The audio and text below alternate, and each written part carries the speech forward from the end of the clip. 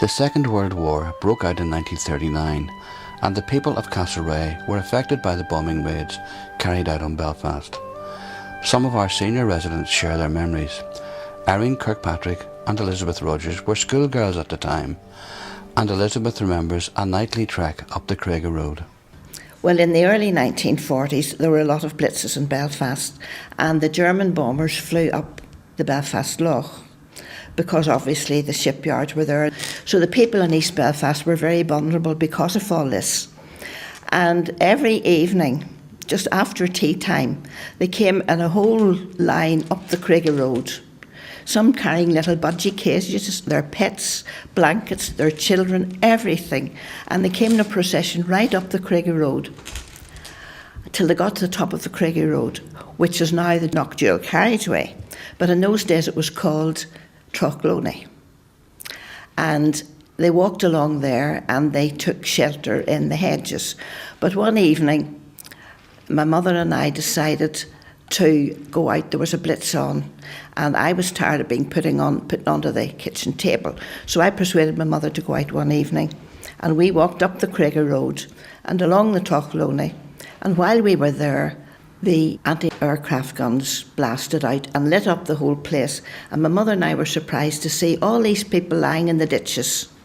Then early in the morning, those people camped and walked right back again. So when I look back on it now, it was really quite a journey that they took every evening just to be safe. Well, when the sirens would have went off, we would have been sent home from school. And I remember even when we went off at night, when I think of it, my mother used to get us up. My father would have worked in Purleysburn, he was a charge mail nurse, and he would have been worked at night. Sometimes it would have been Mummy and my sister and I. And my mother we used to sit under the table, like a wooden table when I think of it. And till the all clear came, you know. Campbell Kell and Raya Taylor are cousins who lived with their grandmother at a house called City View in the Castlereagh Hills during the Blitz. From where I lived at City View, the house called City View, you would have had an ideal view over the Belfast. I wasn't allowed to watch it. I was put onto the heavy table in the kitchen and kept there. We recall particularly the noise from the guns at Castlereagh, which I suppose geographically we're only about 3 fields away from City View. There was a Royal Artillery anti-aircraft detachment at Castlereagh on, I think it was Smith's Farm. Smith's Farm was on the Rocky Road, and at the top of the Rocky Road on the left-hand side you had the gun emplacement. Originally on the left-hand side there were a troop of 4, and then they were in permanent concrete emplacements. On the other side, after the aftermath of the Blitz, when they brought in an additional troop of 4 guns, they were just in sandbagged emplacements. They were only there for a short time, then they were taken away again. But that field became the American cemetery. During the Blitz, I was evacuated to my grandmother's home, which was at City View, and I very well remember looking out through the landing window at the gasometer, and the city seemed to be in flames from the gasometer right round to the shipyards. And I thought, my daddy's down there. When the guns went off, quite a number of the houses got cracks in their ceilings, and they were there for, I suppose, until there were materials to repair them after the war. I remember balloons as well. On the Castlereagh Road opposite where Loopland comes out onto the Castlereagh Road, there was a great big balloon that went up in strings, as I thought, and this was to try to keep the planes away from the city. We had air raid shelters as well, and they were built in Orby Drive, just brick built with a concrete wired roof. But we did have an Anderson shelter, I think that's what it was called, in our back kitchen. And it was just about table height, but underneath were springs, and Mother put a mattress in. And when the air raid siren went, we had to go and sleep in this shelter with the steel top. Teddy Dixon and his father took perhaps a more active role. And when the war broke out, my father and me joined the ARP, and we were here during the Blitz.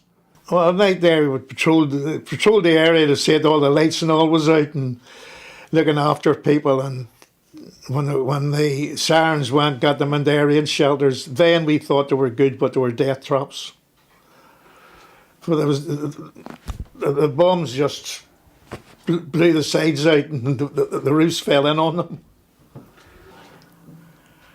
There wasn't an awful lot of trouble, only 2 landmines lit in the park. One went off and one unexploded. And we reported it in that one had gone off and the other hadn't. And when daylight came, there was an officer and a naval rating came and dismantled it. That was the day after the Blitz, the big Blitz.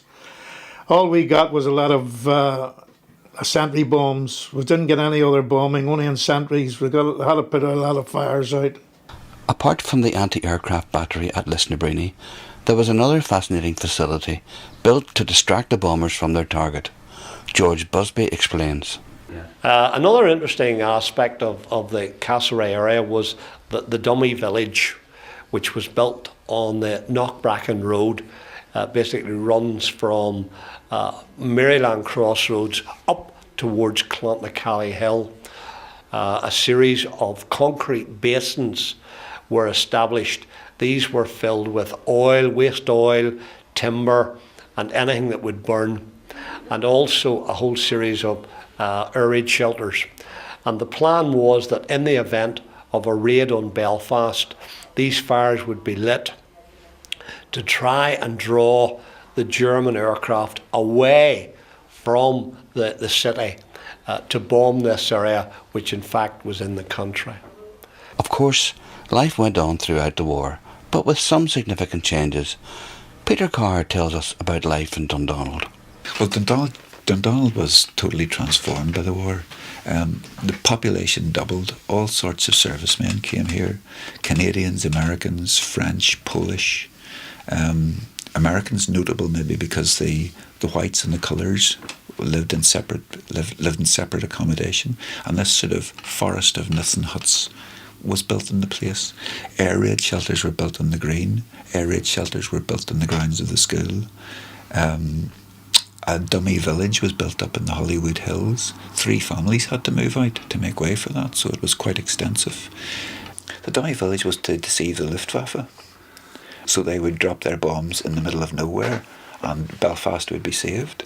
There were AA guns. There were a couple of AA guns on the roof of Stormont. There were AA guns at Camperdown, at Rose Park. There were barrage balloons at Camperdown and at Rose Park again.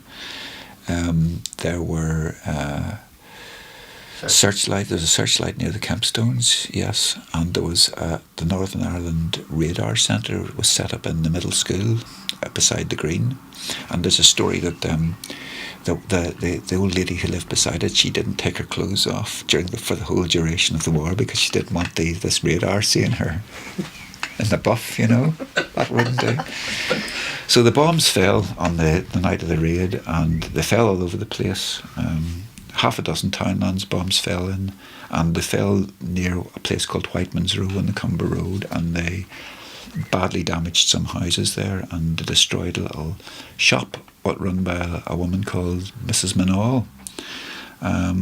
So that was their prime economic target, was Mrs. Manall's shop at Dundonald. And bombs fell a few weeks later during the second raid, and bombs including incendiary bombs, and there's a story of an incendiary bomb falling in Dunleary and being put out with manure by the farmer. So Dundonald took it in its stride, but it was a big change of lifestyle. I mean, there were all these strange people coming in from all arts and parts. The population mobilising for the war effort, joining organisations like the Air Raid Precautions Unit, which enforced the blackout. From amongst other places, a sandbagged hut on the top of the motte from which they would look around, and see who was breaching the blackout and getting down and sorting them out. So it was a big change for the place. The local band even broke up for the duration of the war, which in their books lasted 3.5 years, because they reconvened in 1943 to celebrate Wings for Victory Week. So.